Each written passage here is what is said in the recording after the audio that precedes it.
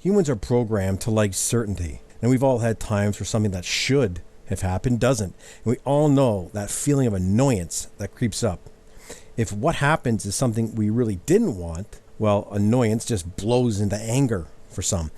So why do we get annoyed? Because when something happens outside of our control, it attacks the very thing that humans like: control. Look around you. The human race has devised an infinite number of devices and contraptions with the idea of controlling the previously uncontrollable.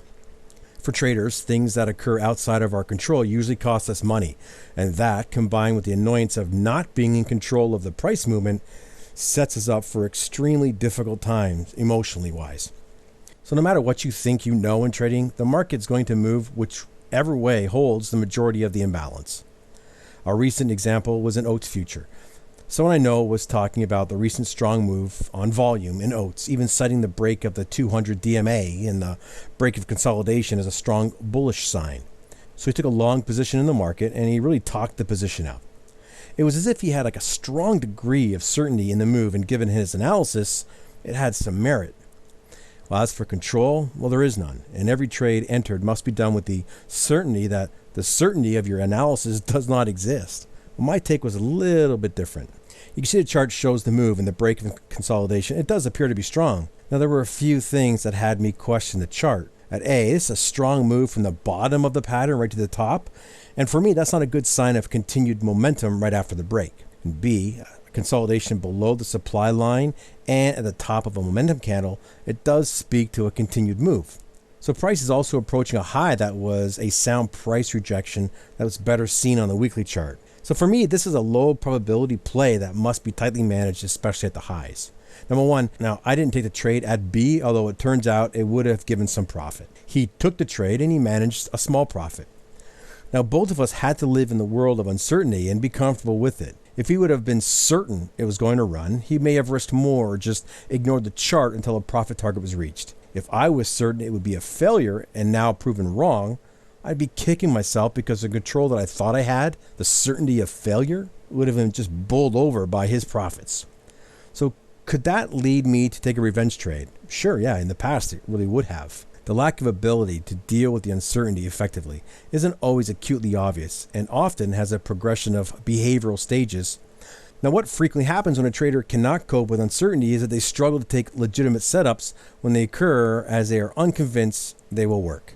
But time and time again, they see these trades go on and work out. They then become more susceptible to taking trades which are suboptimal, partly through frustration and partly through not wanting to miss out. Inevitably, these trades are just less likely to work. Once in a trade, which by now a trader has convinced themselves of the fact that it's going to be a winner, profits are taken early. The need to make the trade a winner and thereby prove the trader's original conviction was correct, and losses are held beyond reasonable levels because taking a loss confirms that a trader's original idea was wrong. In the former case, the trader feels silly for having exited early, but the conviction of being right about the trade is cemented. The latter tends to create feelings of betrayal and mistrust that clearly are not conducive to effective trading.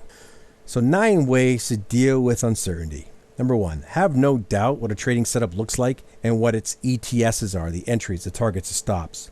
By having a clear picture of how you trade, there's no room for ambiguity. You know when you have a trade and you know when you don't. Secondly, simplify your method to what you can handle.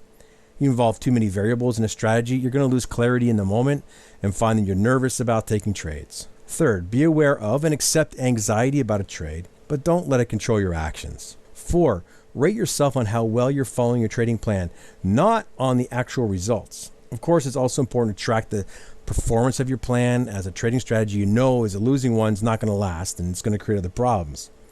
Now, your actions are controllable, but the opportunities that the market presents are not.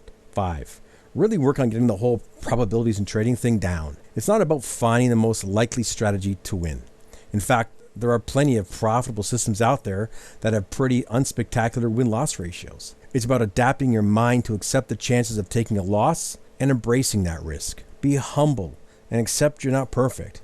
It's important to work on trying to eliminate the majority of your mistakes, but you're still human, so the odd mistake is going to happen. Also accept that you can act correctly and still come out with a losing trade.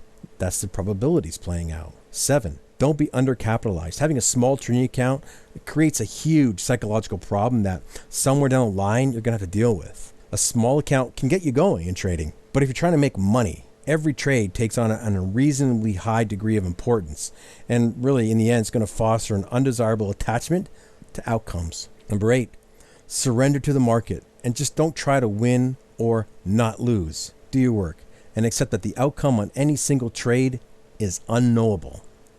Number 9, meditation and exercise helps reduce stress. Stress is a huge factor in allowing emotional judgments to take over from logical judgments, and it's often generated in situations where we feel uncertainty or we have lost control, even if we never really had it anyway. Options trading has become very popular over the last few years. Netpicks' own options guru Mike has put together a hot list of some of the best names to trade in the options market. You can click here and download your free hot list to see what names Mike has been piling up the winners with.